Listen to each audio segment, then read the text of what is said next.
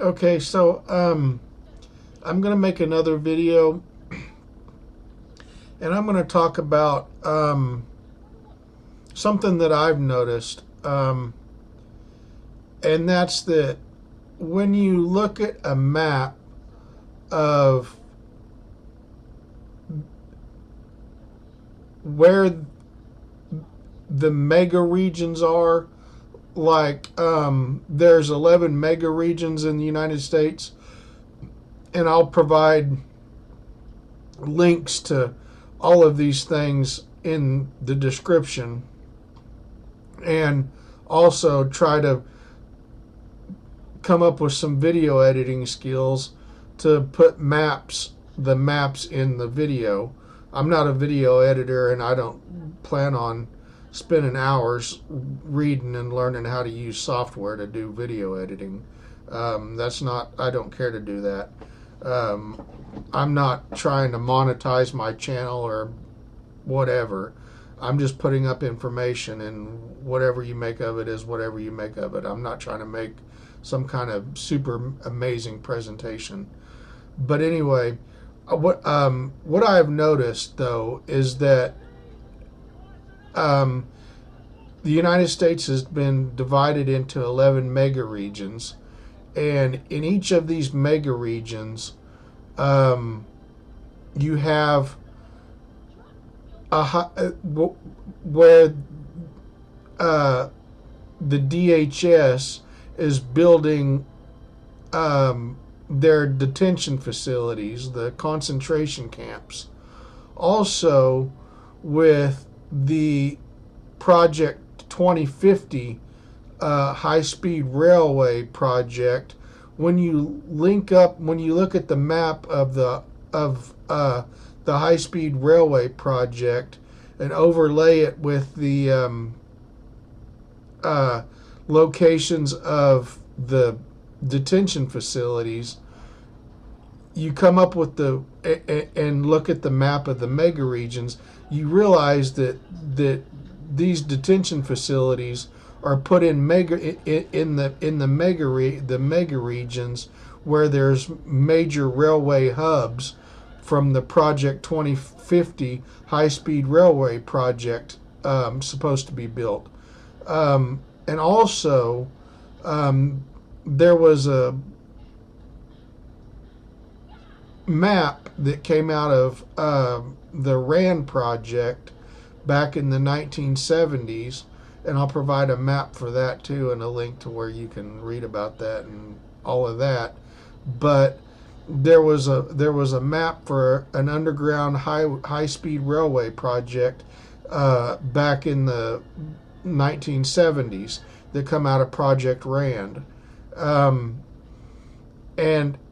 when you look at the regions that was identified in the RAND project and overlay it with the high-speed rail project that they want to do today, they're identical. And also, like I said, the detention facilities are located in these cities, in these mega regions where they have put all this stuff. Not only that, but if you look at a map of where the data centers are going in at, you realize they're going in at the same place. If you look at a map, you realize they're going in at the same place that these detention facilities in these mega regions and all these high-speed railway projects are going to.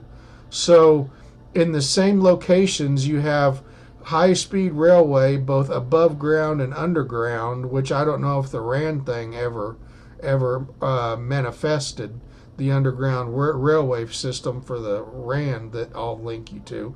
I don't know if they ever did that, but this stuff I can prove. One of the things that gets even kookier down the conspiracy theory line is the DUMBs, the deep underground military bases. They were supposedly connected with underground high-speed railway systems. So I just kind of wonder if there's some kind of a link between all of these between connecting these mega regions with the Rand uh, um, underground high-speed railway projects that and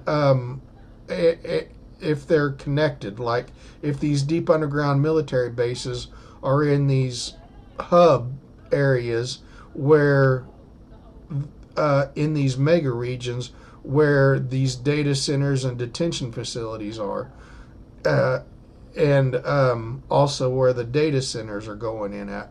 What it's looking like to me is that, and not only that, in two locations in Utah and in Louisiana, they're also which is two separate regions with two separate mega regions within the 11 mega region map.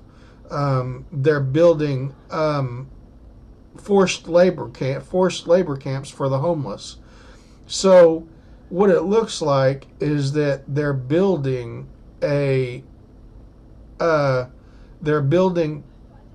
detention facilities, concentration camps in each of the mega regions, along with labor camps, and they intend on for the homeless mate, and they intend on connecting them together with certainly above ground high speed railway systems, and possibly are already connected with underground railway systems from the Rand project stuff, and and they're gonna and like Larry Ellison said, these AI data centers are going to be used for surveillance. So you've got AI data centers in these being built in these mega regions where these detention facilities and these concentration camps and the labor camps are going in, and they're going to be controlled through surveillance by AI data centers. So you've got, I'll just repeat myself because I kind of diverged off into a tangent in the middle of it, but you've got detention facilities and labor camps going in each one of these 11 mega regions, and they're going to be connected together with high-speed rail, definitely above ground and possibly below ground. And in these mega regions, there's going to be data centers that are surveilling the people within those mega regions. So it's quite an interesting thing when you look at all the maps and the overlays and everything, how it all fits together. But another thing that I'm noticing actually is how this ties together with biblical end time prophecy. Grimes, Elon Musk's ex-girlfriend, and a mother of one of his children, went on a podcast, and it's available on YouTube. I might even link that down in the description to the part of the podcast where she talks about this. But she talks about that there's a massive population drop coming, and that all of our jobs are going to AI. And she said, with the population drop coming, maybe it'll all work itself out. This goes back to what I was talking about in another video about them killing us off and replacing us with robots. If you look at this war in Iran thing,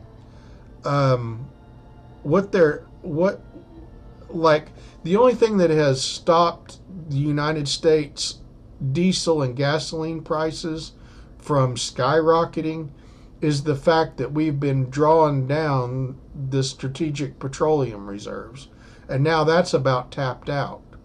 So here pretty soon our gasoline prices and our diesel prices is going to skyrocket, and everything is shipped around on trucks, and trucks consume large amounts of diesel. So that's going to make the cost of shipping go way up, which means that everything on store shelves is going to go way up. And with the lack of fertilizer, because of the Strait of Hormuz being shut down, like 70% of farmers in the United States said that they didn't have enough fertilizer to plant their entire crop this year. So automatically, for the food harvest is going to be less this year. And so when you have a lower supply and a steady demand, that puts upward pressure on prices. Couple that with higher diesel prices, skyrocketed diesel prices, to ship that food from not only the farm but to the factory, and from the factory to the warehouse, and from the warehouse to the stores. So it's going to, not only is food prices going to be driven up by a shortage of food, but it's also going to be driven up by the harvesting costs and by the transportation costs. So, and also this year, our wheat harvest in the United States, anyway, is going to be way down. I mean, like just under half of this year's wheat crop, because of severe drought in the Plain States, and I am in a Plain State, so I live in Oklahoma, so I happen to be witnessing this drought firsthand. But the wheat harvest this year in the Plain States is like going to be way down. Like just under half of the wheat harvest this year has been stated as being poor to very poor, and that's just under half, like 44%. So the amount of wheat production this year is slated to be the lowest we've had since the 1970s. And back in the 1970s, if I remember the statistics that I looked at a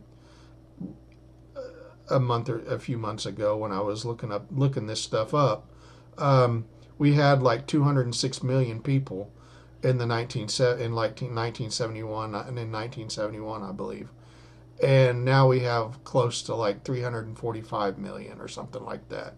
I mean, we have over 120 million more people than we did in 1971, and this year's wheat harvest is going to be equivalent to what the 1971 wheat harvest was.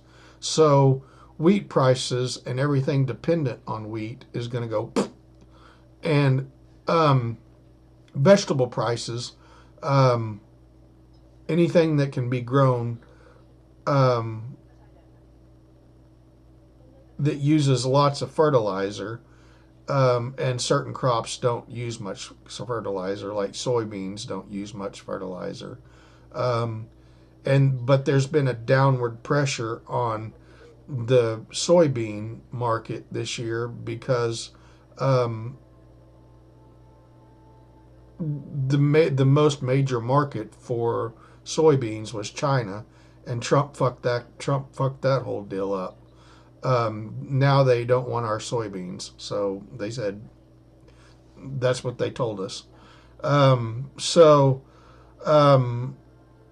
But other crops utilize a lot of fertilizer, and I don't know all of the crops that use very little fertilizer, but a lot of other crops do use a lot of fertilizer. So as fertilizer was expensive this year, farmers didn't produce as much like their whole crop. So the harvest for green beans and stuff like that is going to be way down this year, and that's going to put upward pressure on the prices, along with increased shipping prices, and harvesting prices. So our food is fixing to skyrocket. It is going to price many people out of the market. Um, so people are predicting that we are going to be in a famine this year, not just the United States, but globally. This isn't just a United States thing, although the effects may be more pronounced here because we've got a lot of other issues like the droughts and another thing that people don't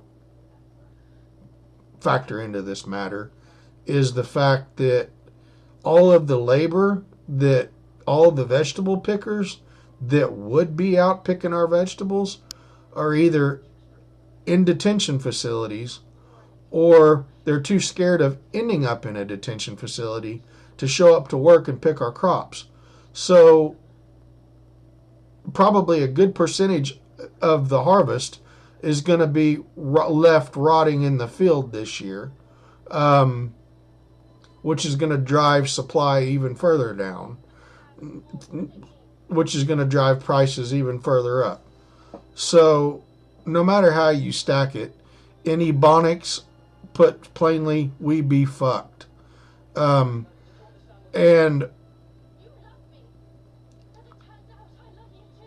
I think when you look at the other stuff that's going down, like with Trump and this Board of Peace thing, and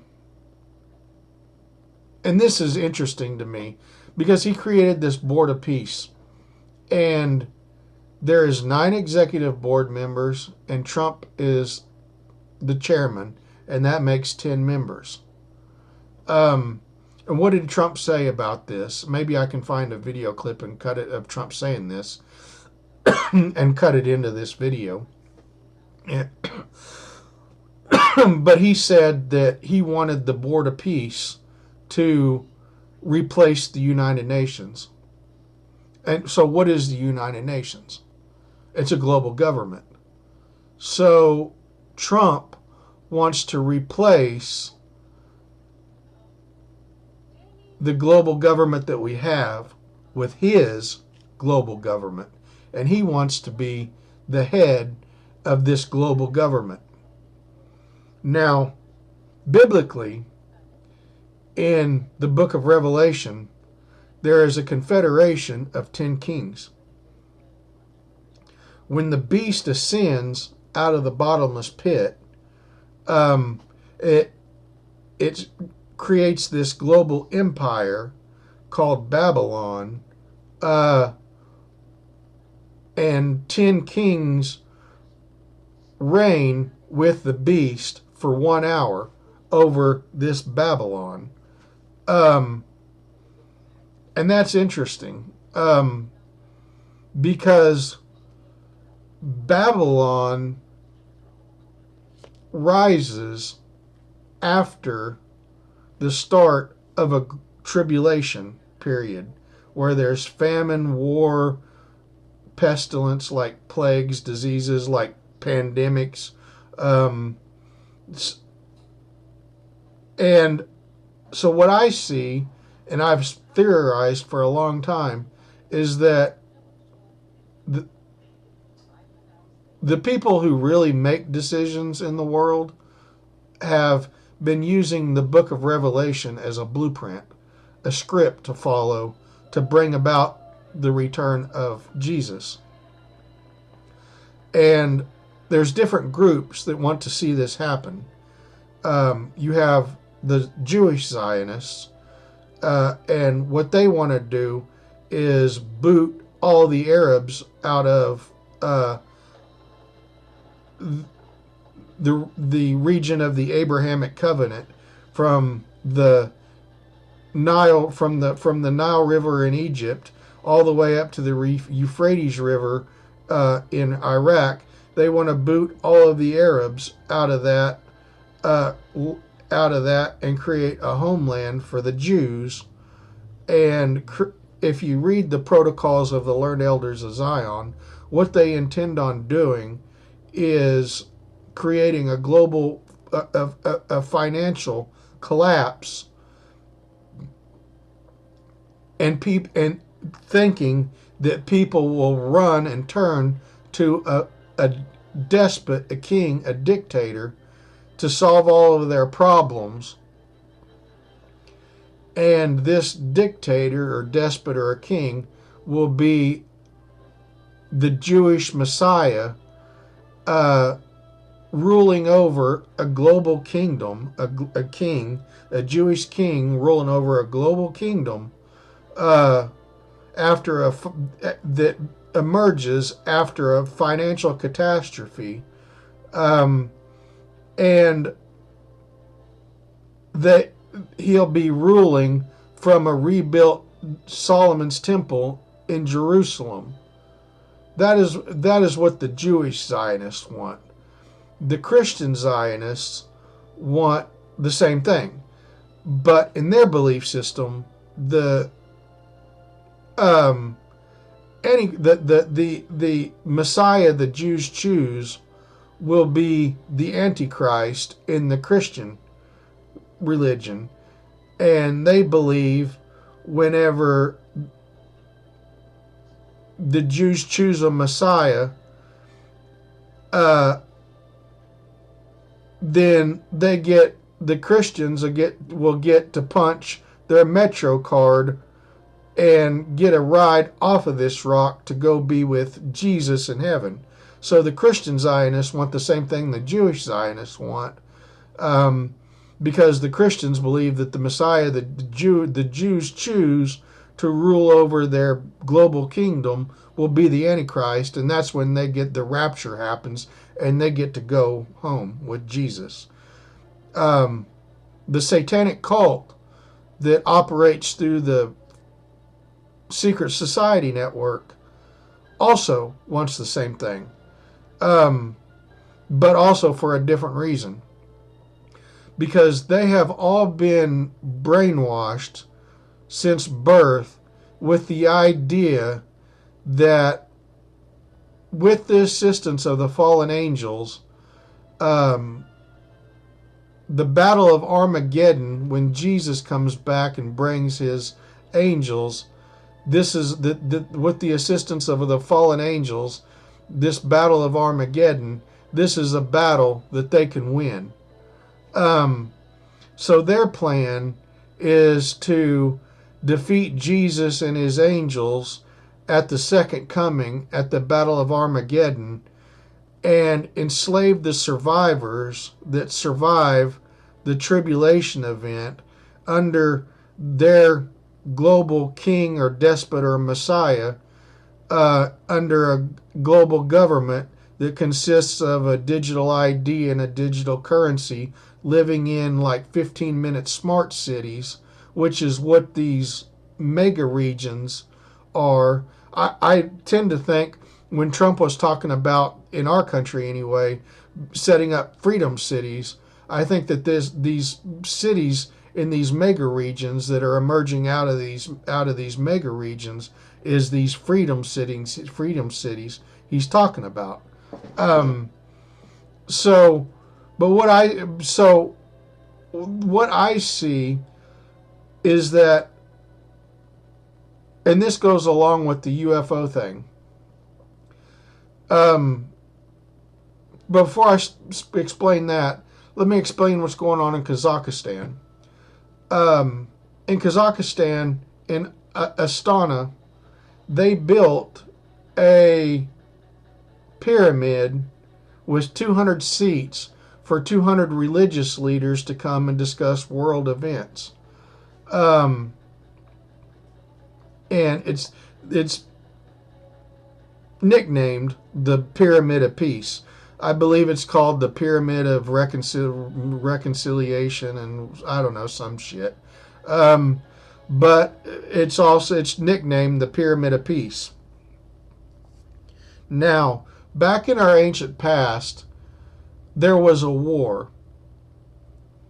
The angels that fell, according to the book of Enoch, was 200 angels that followed Satan and fell, mated with humans, created a bloodline, and all of that. There was 200 angels.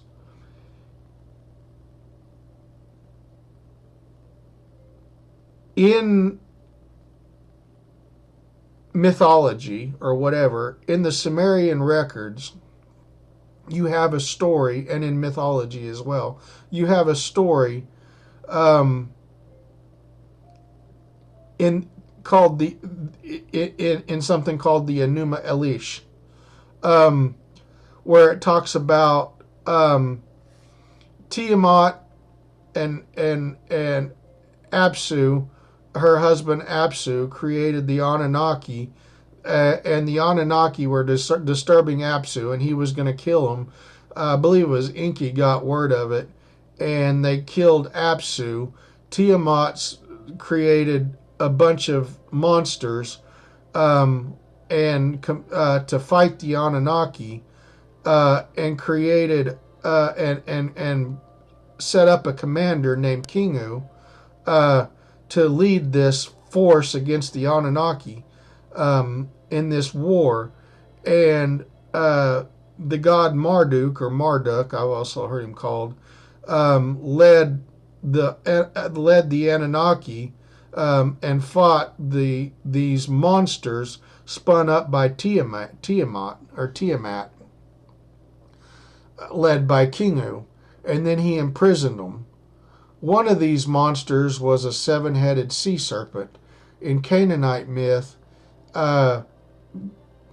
this is known as this seven-headed sea serpent is known by the name Lotan. Biblically speaking, that's the Leviathan. Isaiah 27:1 talks about Jehovah's defeat of the Leviathan at the end of the world. And the book of Revelation talks about in the book of Revelation, where it talks about the seven-headed beast emerging from the sea. This is talking about the Leviathan, or Lotan, in the Canaanite myth that we learned about from tablets that came from Ugarit in Syria, which is in a town called Ugarit, in Syria, north of Lebanon. And Lebanon was where the old Phoenicians that called themselves Canaanites lived. And they call that story in the Ugaritic text the Baal cycle. Essentially, the sea god Yam is given a palace, and he's in the sea, in the sea, and he is given control of the cosmos, and he's a dictatorial god, and works the gods too hard, and demands Baal to be delivered to him, and Baal just says not going to happen, and decides to lead a war against Yam, and Yam sends a seven-headed sea serpent named as Lotan to fight Baal, and Baal defeats him, and defeats Lotan and Yam, and then Mot, the god of the underworld, challenges Baal, and eventually Baal wins and defeats Mot, the god of the underworld, and the god of the sea, and his servant, the seven-headed sea serpent Lotan. This is essentially the same story as what's in the book of Revelation, except this story was written down between 1300 and 1200 BC. And it was also written down in the Greek pantheon with Zeus and the stories of Poseidon rebelling against Zeus, and Typhon, the multi-headed serpent that revolted against Zeus as well. In the Greek myth, Poseidon, the god of the sea, teamed up with Zeus, and was allied with Zeus against Typhon. But in the Canaanite myth, the multi-headed serpent was on the sea god's side. So different tellings, and this same story is talked about at this from originates around the same time. The origin of this story starts about 1500 BC. It's thought, but the it wasn't written down until 13 to 1200 BC. And this same story is talked about in the Vedic literature, in the Indian stories, between the god of heaven Indra and the serpent god Vitra. And around this same time, also you have the Egyptian god Set defeating the serpent god Apophis. So all at the same time, this story emerges, and its origins started around 1500 BC, and was written down between 1300 and 1200 BC. Two important things happened at this particular time. At 1500 BC, that's when you have the expulsion of the Hyksos out of Egypt, which the Book of Kings and the Book of Judges and the writings of Josephus equates to it correlates with the Exodus of the Israelites getting kicked out of Egypt. A second Exodus, in my opinion, the Exodus of Moses, happens between 1300 and 1200 BC, which is when this story is written down. But the origin of the story, it's thought, was around 1500 BC, when the Hyksos, which Josephus and the Bible seems to correlate together with the expulsion of the Hyksos out of Egypt, it happens.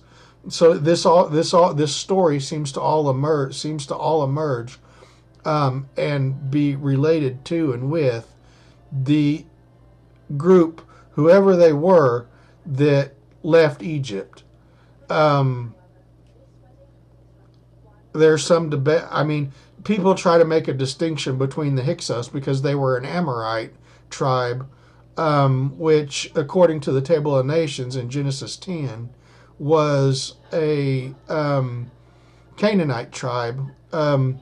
But whatever they were, and the Bible tries to make a distinction between the Israelites and the Amorites.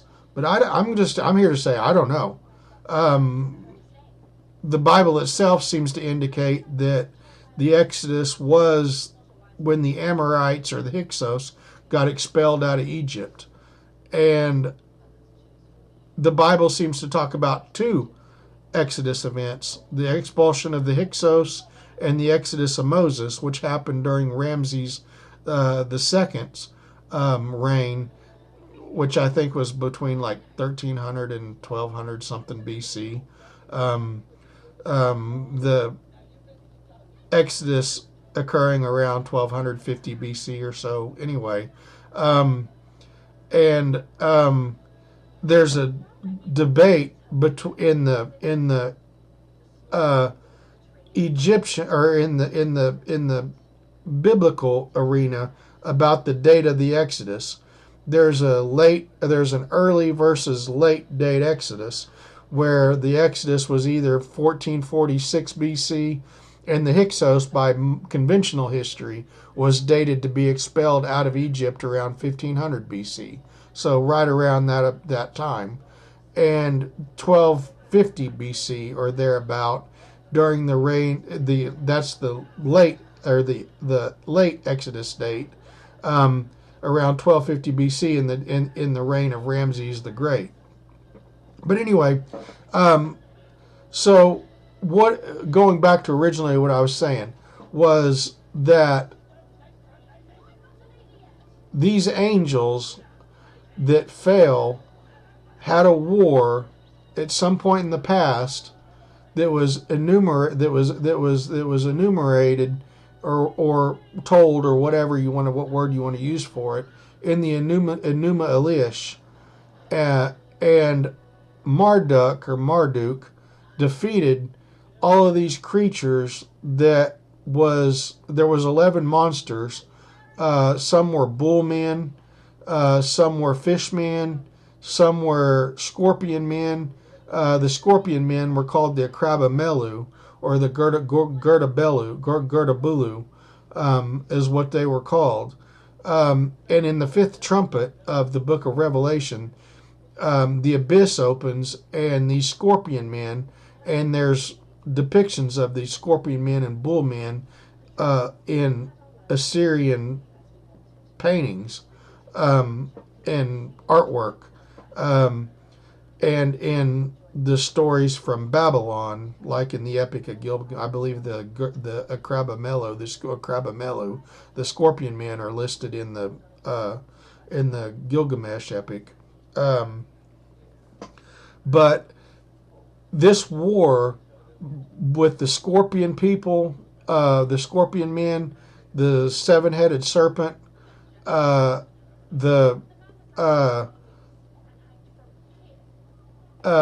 bull men, and all of that occurred. And one of the monsters was called a certain name, which stood for violent storm. So what it looks like is that the time of the flood, which I dated to between 3000 and 2900 BC, this war took place.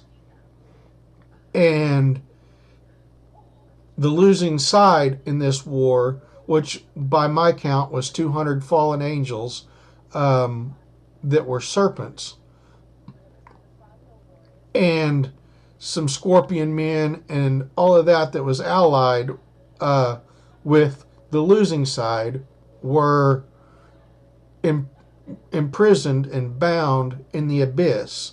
And I call the abyss the ocean. And all of these UFOs you see, when you track them to an origin or a destination, they're seen either coming out of or going into our oceans and bodies of water. So I honestly believe that 200 fallen angels, along with scorpion men, bull men, and whatever else, is imprisoned in underwater cities, ruled over by a god named Poseidon, Inky, Yam, or whatever, in this underwater kingdom, and they're imprisoned there. And at the fifth trumpet, when Apollyon is given the key to unlock the abyss, I believe that when you, like these UFOs you see going into and coming out of, my belief is that they are going down into the abyss and communicating with the stuff that is imprisoned there. They are taking orders from them and relaying information to them, traveling in and out of the abyss. Whenever the abyss is finally opened and Apollyon is given the key to open it, something is going to travel down there and say, we've been given the orders that it's cool for you to surface. So suddenly all this stuff that has been imprisoned in the ocean, underwater cities, is going to come to the surface, and we're going to see them. Now, this seven-headed sea serpent, to understand what this seven-headed sea serpent is, Lotan, or the Leviathan, you have to look at Cambodian myth about the seven-headed Naga. And in order to understand what the seven-headed Naga is, you have to understand what a Naga is first. In Hindu religion, a Naga is a half-serpent, half-human being. They're semi-divine. They can take three forms: either holy serpent, in other words, entirely serpent, not holy as in divine, but entirely serpent, entirely human, or they can be human from the waist up and serpent from the waist down. And I believe this is where we get some of the mermaid stuff and stuff like that with creatures like that. I believe that the fishman representation of like Dagon being human from the waist up and fish from the waist down is talking about Nagas. And you see these Nagas in Ubaidian figurines called the Ubaid lizard men. You can Google that and see images. I might even put one up. But these are figurines that go back 7,000 years to 5,000 BC or thereabout of humanoid bodies with serpentine heads. Some of them are women and nursing babies. These are serpent people, a race of serpents, and there's men serpents and male serpents and female serpents. The males are called Nagas and the females are called Naginis. And in Cambodian belief, there's a seven-headed Naga, which represents 7 races of Nagas. They believe that in the Pacific Ocean, there was a kingdom ruled by 7 races of Nagas, and the Cambodians are descendants of these Nagas. That's what they believe. So I think what the Bible and everything is trying to say about the 7-headed sea serpent or 7-headed sea beast is that 7 races of serpents, 200 in number, is going to emerge out of the abyss at the 5th trumpet. All that stuff that was locked in the abyss is going to emerge at the 5th trumpet. And the reason why this alien narrative is being peddled now is because when all this crazy looking shit comes out of the abyss, the narrative is going to be that these are different alien species. So what it's looking like is that this 10 King Confederation of the Board of Peace, with Trump as the chairman, the leader of this 10 King Confederation, is going to be subordinate to it. This 10 King Council is going to be subordinate to the Council of 200 fallen angels or serpents that are imprisoned, that come up out of the abyss and take their seat in Kazakhstan. And probably Satan is among one of the 200. He'll be the chairman of the board, so to speak, and Trump will be the chairman. So the chairman of the Board of Peace will receive order of this, the head of this 10 King Confederation will receive orders from the Council of 10, ruled by Trump, will receive orders from the Council of 200, ruled by Satan.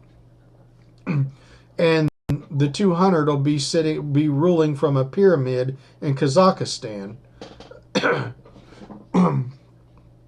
called the Pyramid of Peace. That's linking all of this together. And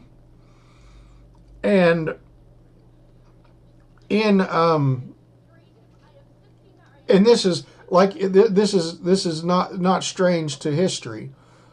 Like the story of Atlantis, you had a 10 King Confederation ruled over by Atlas, who was one of the 10.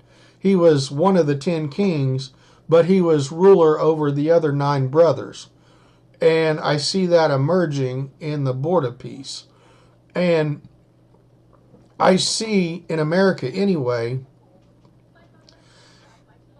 this famine and financial collapse that is happening becoming a motivator to force people to relocate into settlement zones in these mega regions. Like the people will go to a mega region within like their nearest mega region, and they'll be resettled from a hub in their mega region to an area within the mega region, and those mega regions will have concentration camps, labor camps, and they will be ruled. They'll be interconnected with above ground a high speed rail system, and they will maybe be also connected via an underground railway system, and they'll be ruled over by an AI surveillance state that exists within all of these data centers within those regions. And that's what I see shaping up. And the high-speed rail is so that way when the above-ground high-speed rail anyway is so that way they can move slaves from one mega region to another. As one camp labor or concentration fills up, they can move slaves around the country from one camp to another to another to another.